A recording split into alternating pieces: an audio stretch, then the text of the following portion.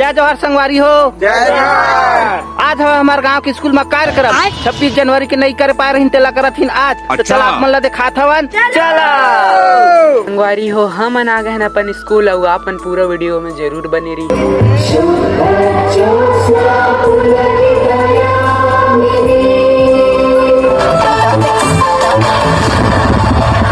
गिरीश का सुनने का गाना गिरीश का